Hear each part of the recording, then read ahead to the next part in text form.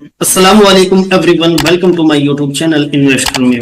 आज के इस पॉडकास्ट में हम एक अहम मौजू पर बात करने वाले हैं और हमारे साथ हैं बहुत ही अहम मेहमान जो कि शरई तौर पर अगर देखा जाए सरमायाकारी को लेकर तो बड़ी महारत रखते हैं इस फील्ड के अंदर।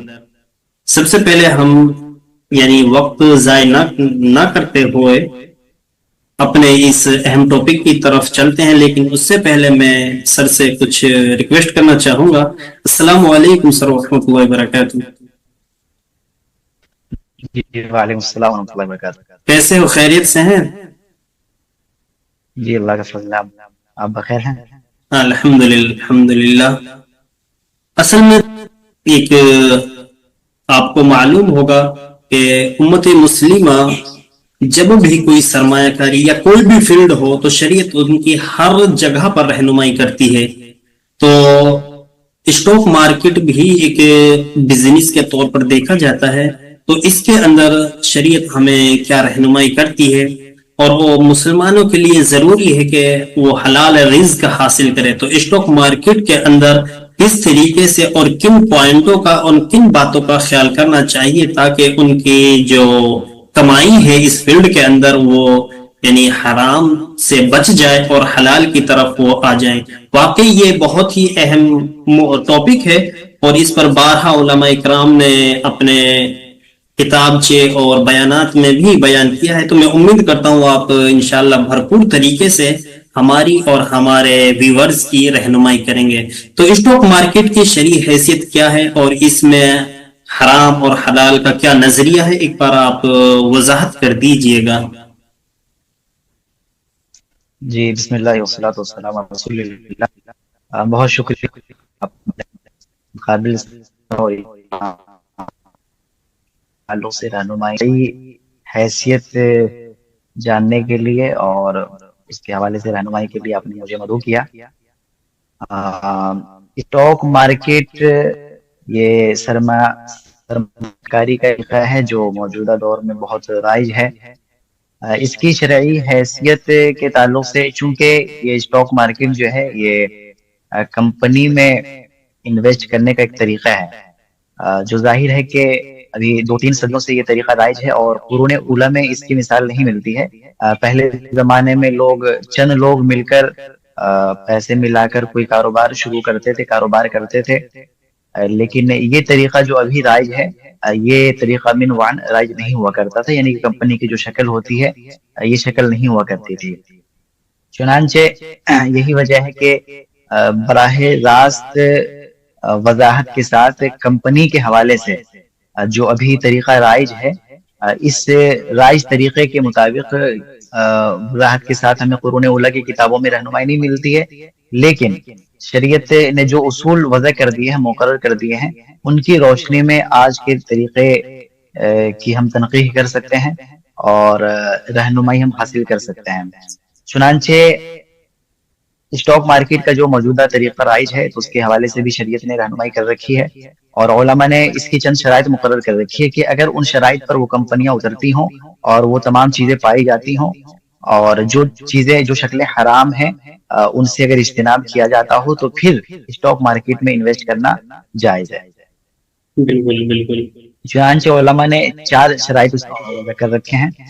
उसमें से पहली जो शर्त है और पहली शर्त ये है कि स्टॉक मार्केट जो जिस कंपनी में आप इन्वेस्ट करना चाह रहे हैं वो कंपनी हलाल कारोबार करती हो, यानी कि बुनियादी तौर पर उसका जो कारोबार है वो हलाल हो, यानी कि शराब की फैक्ट्री ना हो, शराब का काम ना करती हो, इसी तरह से सूदी बैंकारी है तो उससे वो दूर हो, और इंश्योरेंस की जो कंपनियां होती हैं तो जाहिर है कि तमाम चीजें हराम में हैं, तो इन चीजों में वो कंपनी अगर मुलविस नहीं है तो फिर उसमें इन्वेस्ट करना जायज है। दूसरी शक्ल है कि कंपनी के जो अमलाक हैं और असासे हैं वो तमाम असासे नकद और कैश की शक्ल में ना हो बल्कि उसका कोई मुंजमद सरमाया भी उसके पास मौजूद हो। जिस तरह कोई इमारत हो गई या फिर जो मशीनें होती हैं उन मशीनों का वजूद हो, कंपनी ने वो मशीनें खरीद रखी हों, तो کہنے کا مطلب یہ ہے کہ منجمد سرمایہ کی شکل میں بھی اس کے پاس اثاثہ موجود ہو، صرف پیسے کی شکل میں صرف مال نہ ہو۔ اسی طرح سے تیسری شکل یہ ہے کہ وہ کمپنی سودی کاروبار میں ملوث نہ ہو۔ سودی کاروبار کے بھی مختلف شکلیں رائج ہیں۔ ایک شکل تو یہ ہے کہ کمپنی والے یہ کرتے ہیں کہ پیسے ہونے کے باوجود سود لے لیتے ہیں، قرض لے لیتے ہیں، اور قرض لینے کے بعد وہ یہ شو کرانا رہتا ہے تاکہ ہم انکم ٹیکس سے بچ سکیں۔ تو ایک شکل تو یہ رہتی ہے۔ دوسری شکل یہ رہتی ہے کہ پیسے ہوتے ہیں اپنے پاس، اس کو بینک میں جمع کروا دیتے ہیں، اور اس سے جو سود حاصل ہوتا ہے پھر اس سے وہ کاروبار چلتا ہے، کمپنی چلتی ہے۔ تو بہرحال تو کم سے کم جو ٹوٹل ایسٹس ہیں اس سے 33%، علماء نے جو قید لگائی ہے وہ 33% کی لگائی ہے، کہ 33% وہ سود کی جو کمائی آ رہی ہے یا پھر سود جو اس کے قرض جو اس کے اوپر چڑھا ہوا ہے وہ 33% سے کم ہو، جو ٹوٹل ایسٹس ہے اس کے مقابلے میں 33% سے کم ہو، تب تو جائز ہے۔ لیکن اگر اس سے زیادہ قرض اس نے لے رکھا ہو تو پھر وہ ناجائز ہے۔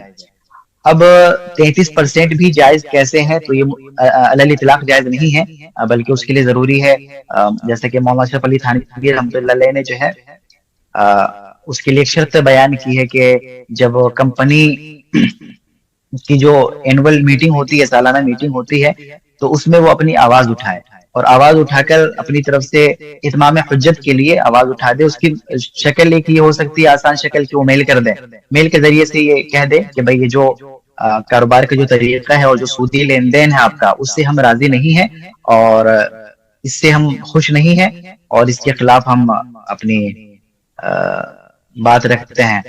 تو یہ شکل ہوتی ہے کہ اس کے تو پھر آپ اپنی ذمہ داری سے بری ہو جاتے ہیں، اگرچہ اس آواز پر اور آپ کے اس موقع پر عمل نہ کیا جاتا ہو، لیکن بہرحال آپ اپنی ذمہ داری سے سبکدوش ہو جائیں گے۔ اچھا، ماشاءاللہ۔ اور اسی طرح سے چوتھی، ہاں یہ چوتھی شرط باقی رہ گئی ہے، یہ 3 شرطیں ہو گئی ہیں۔ چوتھی شرط یہ ہے کہ انکم اسٹیٹمنٹ جو آتا ہے تو اس میں یہ سب پوری تفصیلات لکھی ہوئی رہتی ہیں کہ جو سودی جو منافع ہے وہ کتنا ہے۔ تو سودی منافع جتنا حاصل ہوا ہو تو اس کے پرسنٹیج کے حساب سے آپ اس کو بغیر ثواب کی نیت سے اس کو آپ صدقہ کر دیں۔ تو جو آپ نے صدقہ کر دیا بغیر ثواب کی نیت سے، تو اب جو آپ کے پاس منافع بچا ہے تو وہ آپ کے لیے حلال ہے۔ تو یہ 4 شرطیں ہیں۔ ان شرائط کا اگر پاس و لحاظ کیا جائے تو اسٹاک مارکیٹ میں انویسٹ کرنا ہو جاتا ہے۔ ماشاءاللہ، بڑے اچھے انداز میں آپ نے وضاحت کی ہے۔ یعنی اگر کسی اسٹاک کو بائی کرنا ہے، یعنی اس میں اگر کوئی انویسٹمنٹ یا سرمایہ کاری کرنا چاہتا ہے تو کسی کمپنی کو اگر پرکھنا ہے تو ان 4 شرطوں کو دیکھنا ہوگا، یہ نا سر؟ ہاں، تو جو یہ 4 شرطیں بڑی امپورٹنٹ ہیں کہ جو کمپنی ہے اس کی جو وہ کاروبار کر رہی ہے وہ شرعی طور پر صحیح ہے یا نہیں ہے، تو یہ ایک حلال کاروبار، بنیادی حلال کاروبار بیسک، ہاں حلال کاروبار۔ اور دوسری جو شرط تھی آپ کی، یہ بڑے امپورٹنٹ پوائنٹس ہیں، دوسری شرط کون سی تھی سر؟ وہ بھی ایک بار بتا دیجئے گا مختصر۔ یعنی اس کا منجمد اثاثہ، اس کے پاس جو منجمد اثاثہ ہو، جی۔ اور تیسری شرط ہاں بینک یا سود کی یعنی اس طریقے کا نہ ہو، 33% کا اس میں سودی کاروبار میں ملوث نہ ہو۔ بالکل، تھینک یو۔ تو ماشاءاللہ کافی اچھے انداز میں بتایا۔ اگر کسی کو کسی اسٹاک کو بائی کرنا ہے تو سب سے پہلے ان 4 پوائنٹوں کو دیکھے، اور اینول رپورٹ جو ہوتی ہے اس کے اندر یہ پورا یہ پوری رپورٹ ہوتی ہے 250-300 پیج کی، وہ ایک اینول رپورٹ تیار کرتی ہے ہر کمپنی، اور اس میں آپ یہ تمام ڈاٹا دیکھ سکتے ہیں۔ تو سر اس آگے چلتے ہیں، اور ایک سوال ہمارے ذہن میں یہ آ رہا ہے کہ اسٹاک مارکیٹ ایک بہت بڑی دنیا ہے، اس کے اندر بہت سارے سیگمنٹ ہیں جن کے اندر لوگ ٹریڈ کرتے ہیں، سرمایہ کاری کرتے ہیں، انویسٹمنٹ کرتے ہیں۔ تو انہی میں سے ایک سیگمنٹ ہے جو عام پبلک کے اندر بہت ہی زیادہ رائج ہے، انہی کو سمجھتے ہیں کہ صرف اسٹاک مارکیٹ یہی ہے، اور وہ ہے FNO، فیوچر اینڈ آپشن۔ اس میں لوگ زیادہ یعنی ملوث ہیں۔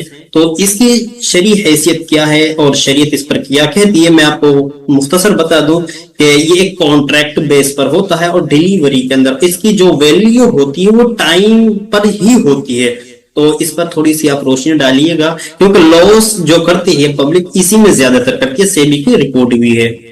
जी फरमाएं। जी जी। हाँ, लॉस भी सबसे ज्यादा लोग इसी में करते हैं और प्रॉफिट भी सबसे ज्यादा इसी में कमाते हैं। ये दरअसल कुमार की शक्ल है और सट्टे की शक्ल है। इसकी वजह ये है, ये जो आपने फ्यूचर एंड ऑप्शन ट्रेडिंग के बारे में पूछा है, ये शरीयत में जायज नहीं है। जायज ना होने की वजह ये है कि उसमें जो हम बाय या सेल करते हैं तो किसी चीज के हम मालिक नहीं बनते। दरअसल स्टॉक मार्केट की जो हैसियत है, पहले उसको समझना पड़ेगा कि हम जब किसी कंपनी में इन्वेस्ट करते हैं तो जितना पैसा हमने लगा रखे हैं, मिसाल के तौर पर 1,000 रुपए, एक 1,000 करोड़ की अगर कोई कंपनी है, उसमें अगरचे हमने लाख रुपए लगा रखे हो या फिर 1,000 या फिर 200 रुपए लगा रखे हो मिसाल के तौर पर, तो गोया के 200 रुपए के तनासुब के एतबार से उस कंपनी के हम हिस्सेदार बन गए। बिल्कुल। जी। तो ये कंपनी में इन्वेस्ट करने की सूरत में हमें मिल्कियत हासिल होती है। लेकिन जब हम फ्यूचर एंड ऑप्शन में हम जब इन्वेस्ट करते हैं, ट्रेडिंग करते हैं, तो उसमें ये बात नहीं पाई जाती, उसमें हम किसी चीज के मालिक नहीं बनते। और दूसरी बात ये है, बल्कि उसका जो प्राइस नीचे ऊपर जाता है, अप डाउन होता है, तो वो भी उसके इंडेक्स के ऊपर वो डिपेंड करता है।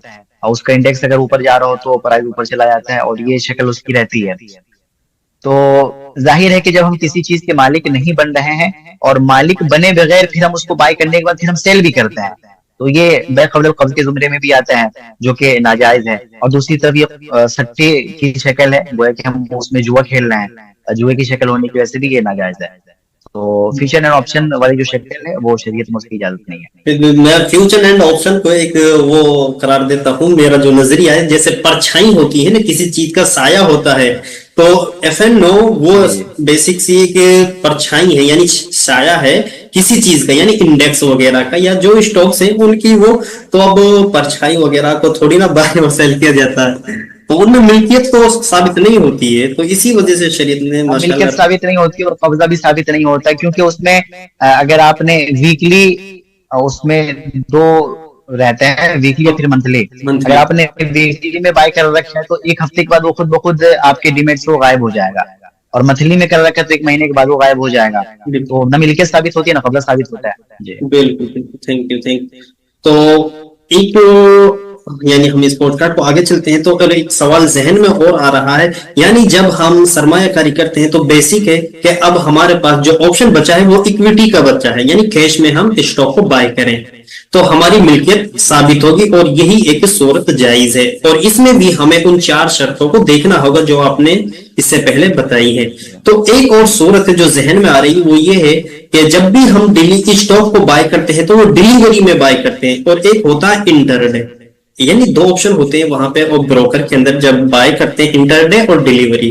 तो एक तो हुए इंटरडे, एक डिलीवरी। तो इंटरडे का मतलब होता है उसी सेम डे उसको बाय किया और सेम डे उसको सेल कर दिया, और यानी इंटरडे। एक होता है डिलीवरी में सेम डे बाय करना और सेम डे सेल करना। इन दोनों थोड़े से पॉइंटों को आप समझा दीजिएगा, शरीयत में भी कुछ रहनुमाई करती है या क्या, आप बताएं। जी हाँ, शरीयत में देखिए, खरीदो फरोख्त की जो शराइत हैं और शरीयत ने जो उसूल मुरतब कर रखे हैं, उसके मुताबिक कोई चीज जब आप बेचते हैं तो उससे पहले कब्जा हासिल कर लेना जरूरी होता है।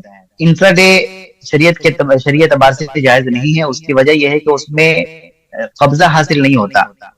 कब्जा हासिल न होने की दलील ये है कि जब आपने इंट्राडे में खरीदा तो आप मजबूर हैं कि उसको हर हाल में आज ही उसको से करना है। जब आप किसी चीज के मालिक हो गए तो जाहिर सी बात है कि आप बाख्तियार हैं, आप उसको अभी सेल कर रहे हैं फिर बाद में सेल कर रहे हैं। लेकिन इंट्राडे में जब आपने खरीदा है तो आप उसके मालिक नहीं बनते, क्योंकि आप मजबूर हैं कि उसको आप आज ही निकाल दें, और अगर आप नहीं निकालते तो खुद ब खुद वो आपके डीमेट से वो गायब हो जाता है, वो खुद ब खुद सेल हो जाता है। तो इससे पता ये चला कि इंट्राडे में कब्जा हासिल नहीं होता, और जब कब्जा हासिल नहीं हो फिर उसको आप सेल नहीं कर सकते, वो मतलब कि उसमें आप ट्रेड नहीं कर सकते। इंट्राडे में मार्जिन का ऑप्शन भी होता है, वो मार्जिन प्रोवाइड करते हैं इंट्राडे में अगर बाय करते हो, तो इसकी भी हाँ ये भी यानी अब मैं जहां तक मार्जिन जो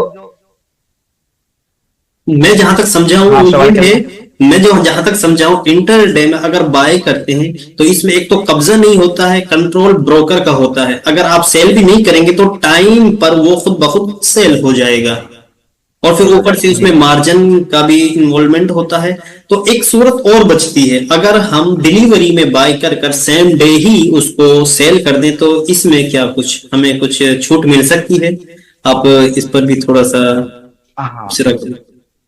جی جی، یہ جو شکل ہے جو دوسری شکل ہے کہ ڈیلیوری میں آپ نے خرید لیا اور اس کو تیار ہے، آپ چاہیں تو ابھی اس کو سیل کر دیں یا کل سیل کریں یا پھر 10 سال کے بعد 20 سال کے بعد آپ سیل کریں، پھر سیل ہی نہ کریں، تو اب جو ہے آپ اس میں با اختیار ہیں۔ لیکن اس کی بھی دو شکل ہوتی ہے، ایک تو یہ کہ اگر آپ سیم ڈے اس کو سیل کرتے ہیں تو اس میں جو شیئر کا جو سرٹیفکیٹ ہوتا ہے وہ اس دن حاصل نہیں ہوتا، بلکہ اس کو آنے میں 2-3 دن لگ جاتے ہیں۔ پہلے تو ہفتوں لگ جاتے تھے، لیکن ابھی جو صورتحال ہے تو 2 دن اس کا سرٹیفکیٹ حاصل ہوتا ہے۔ اب سرٹیفکیٹ آنے میں چونکہ 2 دن کا وقت لگ رہا ہے، اس لیے علماء نے اختلاف کیا سکتے ہیں یا نہیں، وہ ناجائز ہے، کیونکہ سرٹیفکیٹ جب تک حاصل نہیں ہوتا اس وقت تک آپ کا قبضہ تسلیم نہیں کیا جائے گا۔ ایسے علماء بھی ہیں جو اس کو جائز قرار دیتے ہیں، بلکہ اس پر اسلامک فقہ اکیڈمی کا ایک سیمینار بھی ہو چکا ہے جس میں اکثر علماء کی رائے یہ ہے کہ یہ جائز ہے۔ وجہ یہ ہے کہ اگرچہ سرٹیفکیٹ حاصل نہیں ہوا لیکن اس کے باوجود قبضہ آپ کا ہی سمجھا جائے گا، چونکہ اب آپ مکمل بااختیار ہیں، اس میں جو بھی پروفٹ ہوتا ہے یا پھر لاس ہوتا ہے اس کے ضامن آپ ہیں۔ تو ضمان چونکہ منتقل ہو گیا، اور جب ضمان منتقل ہو جاتا ہے تو پھر اس کو سیل کرنا اور اس کو فروخت کرنا ہو جاتا ہے۔ تو بہرحال یہاں پہ اختلاف ضرور ہے، لیکن اکثر علماء کی رائے یہی ہے کہ یہ صورت جائز ہے، چونکہ وہ سرٹیفکیٹ جو ہوتا ہے وہ ایک علامت کے طور پر ہوتا ہے، اور اس سے آپ قبضے کا جو حکم ہے نا، قبضے کی بھی مختلف شکلیں ہوتی ہیں۔ اب زمین کا قبضہ جو ہے وہ وہاں پہ حکمی طور پر موجود ہوتا ہے، تو کہیں پر تو قبضہ جو ہوتا ہے تو کہیں پہ حصی قبضہ پایا جاتا ہے، کہیں پہ عرفی قبضہ موجود ہوتا ہے۔ تو شرعی اعتبار سے یہاں پر اگر ہم اسٹاک مارکیٹ میں دیکھیں تو یہاں پر بھی عرفی قبضہ پایا جاتا ہے، یعنی کہ آپ کے تصرف میں وہ آ گیا ہے، آپ کے ضمان میں وہ آ گیا ہے، اگر آپ چاہیں تو بھی سیل کر دیں یا پھر بعد میں سیل کریں۔ تو چونکہ ضمان میں آ گیا تو ضمان میں آنے کے بعد جو ہے آپ اس کو سیل کر سکتے ہیں۔ تو بہرحال اکثر علماء کی رائے یہی ہے کہ وہ جائز ہے۔ ماشاءاللہ، یعنی اگر غالباً ایک بات میں اور عرض کر دوں، غالباً مفتی تقی عثمانی صاحب نے یہ مثال لکھی ہے کہ جس طرح آپ سیکنڈ ہینڈ بائک لیتے ہیں، تو اگرچہ کاغذات تیار کرانے میں وقت لگ جاتا ہے، لیکن جب آپ نے بائک لے لیا، بائک آپ کے پاس آ چکا ہے۔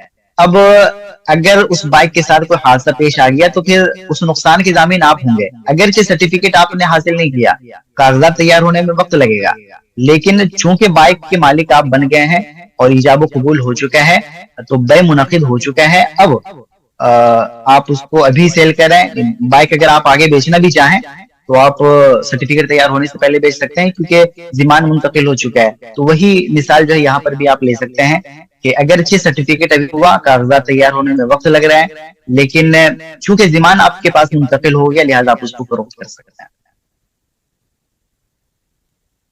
ماشاءاللہ، تو میں سمجھتا ہوں جہاں تک آپ نے کہا ہے کہ اگر ڈیلیوری میں کسی اسٹاک کو بائی کیا جائے اور پھر اس کو اسی سیم ڈے میں فروخت کر دیا جائے تو یہ صورت صحیح ہے اکثر علماء کے نزدیک۔ جی اچھا، ماشاءاللہ۔ تو اب ہم نے جو چند سوالات تھے میرے ذہن میں وہ میں نے آپ سے کیے، تو ایک بار میں آپ کو یعنی خلاصہ بیان کرنا چاہتا ہوں تاکہ یہ پورا جو ہمارے ڈیبیٹ تھی سمجھ میں آ سکے۔ یعنی اگر کوئی مسلم یعنی سرمایہ کاری کرنا چاہتا ہے اسٹاک مارکیٹ کے اندر تو سب سے پہلے اس کو دیکھنا ہوگا کسی کمپنی کے اندر جب وہ انویسٹمنٹ کر رہا ہے تو وہ شرعی طور پر کاروبار جو کر رہی ہے وہ جائز کاروبار کر رہی ہے یا حرام کاروبار کے اندر ملوث ہے، یہ چیز ہمیں دیکھنی ہوگی۔ تو اس کو یعنی ٹریک کرنے کے لیے وہ 4 صورتیں جو آپ نے بتائی تھی تو وہ 4 صورتیں دیکھنی ہوں گی کاروبار کے حوالے سے۔ اسی کے بعد اگر آپ سیگمنٹ کی طرف جاتے ہیں، کیونکہ بہت سے اسٹاک ایسے ہوتے ہیں جو ایف این او کے اسٹاک میں بھی ایف این او کیا جاتا ہے، بہت سے ایسے اسٹاک 150 کے سم تھنگ انڈین مارکیٹ کے اندر ایسے اسٹاک اویلیبل ہیں۔ تو اگر آپ اس سیگمنٹ میں جاتے ہیں تو اس میں بھی ہمیں نہیں جانا چاہیے کیونکہ اس میں ہمیں قبضہ نہیں ملتا ہے، یہ ہے نا، یعنی ایف این او میں اگر ہم جاتے ہیں تو اس میں ہمیں قبضہ نہیں ملتا ہے، تو یہ بھی صورت ہمارے پاس نہیں رہتی ہے، یعنی یہ اس سے ہمیں بچنا چاہیے۔ تو ایک آتی ہے پھر انٹر، اگر آپ ڈیلیوری میں بائی کرتے ہیں، اور ایک ہوتا ہے انٹر ڈے، وہ ظاہر سی بات ہے وہ جائز نہیں ہے۔ اور پھر ڈیلیوری میں آتی ہے، اگر اس کو سیم ڈے بائی کرتے ہیں اور سیم ڈے اس کو سیل کرتے ہیں تو ہمیں اس میں اجازت ملتی ہے۔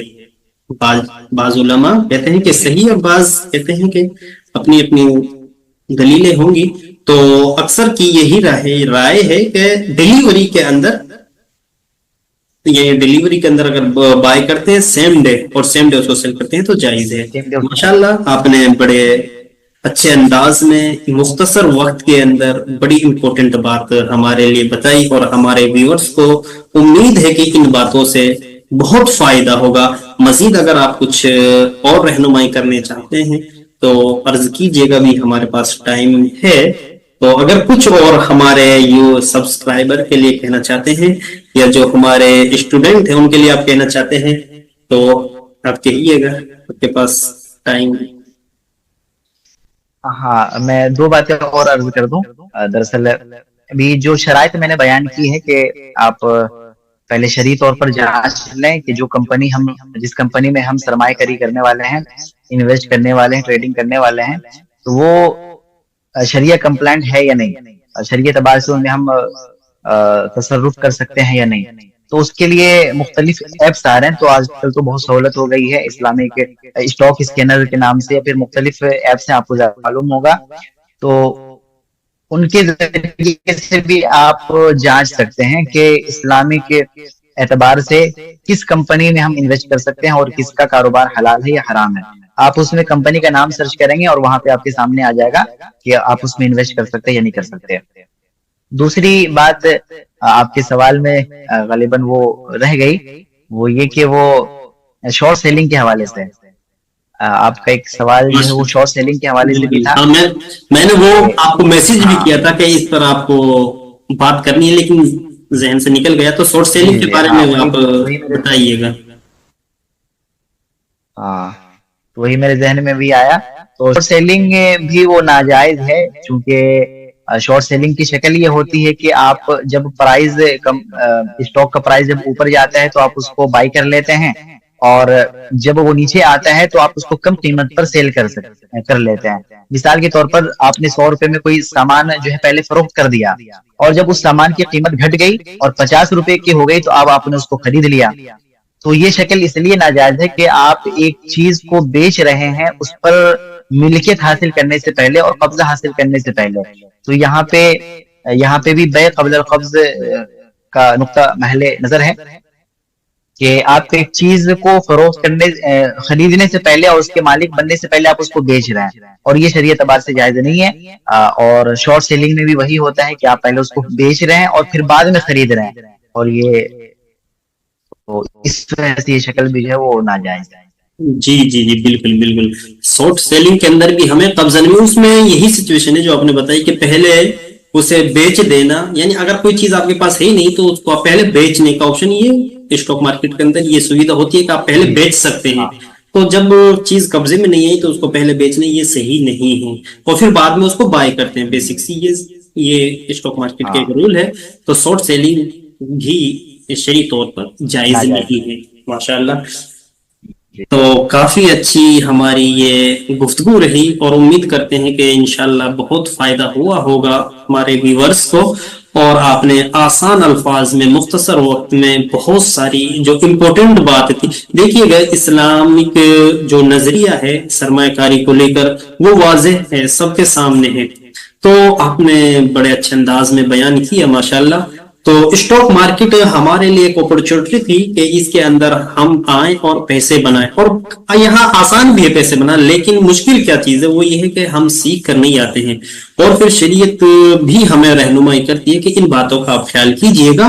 تو اگر ہم ان باتوں کا خیال کرتے ہوئے اسٹاک مارکیٹ کے اندر سرمایہ کاری کرتے ہیں تو یہاں سے اچھا خاصا منافع حاصل کر سکتے ہیں، یہی ہے نا سر، یہاں سے اچھا خاصا منافع حاصل ہم کر سکتے ہیں۔ اگر کچھ ذہن में आ रहा हो तो अर्ज कीजिएगा। नहीं, बस वही है कि आप शरीयत में हर चीज का एक दायरा मुतय्यन है, अगर आप उस दायरे के अंदर रहकर काम करते हैं तो आप प्रॉफिट भी कमा सकते हैं और उस चीज का आप हिस्सा भी बन सकते हैं। शरीयत ने बिला वजह किसी चीज से नहीं रोका हुआ है, बल्कि एक दायरा मुतय्यन कर दिया है कि आप उस दायरे के अंदर रहकर जिंदगी गुजारनी है। तो स्टॉक मार्केट के हवाले से बस यही सारी चीजें हैं कि आप उस दायरे के अंदर और जो उसूल मुकर्रर हैं उस उसूल के मुताबिक अगर आप ट्रेडिंग करते हैं तो आपके लिए जायज है। जी, तो मैं अपने व्यूवर्स से एक बात और अर्ज करना चाहूंगा, अगर आप लुकमान सर को हमारे इस चैनल पर दोबारा इनवाइट यानी चाहते हैं कि वो दोबारा हमारे साथ आएं और गुफ्तगू करें, तो आपको कमेंट्स में जरूर इनके लिए यानी कमेंट जरूर करना होगा आपको, और वहां पे इंशाल्लाह फिर हम दोबारा किसी वक्त फिर मुलाकात करते हैं इसी तरीके से। तो लेकिन जरूरी ये है कि आपको वहां पे यानी कहते हैं ना कि अपनी तरफ से एक दावत देनी होगी, तो फिर इंशाल्लाह हमें लुकमान सर टाइम दे पाएंगे। तो उम्मीद करता हूं कि आज की इस हमारी गुफ्तगू से आपको बहुत फायदा हुआ होगा। सर थैंक यू, आपने अपना कीमती वक्त निकाला हमारे लिए। अस्सलाम वालेकुम रहमतुल्लाह।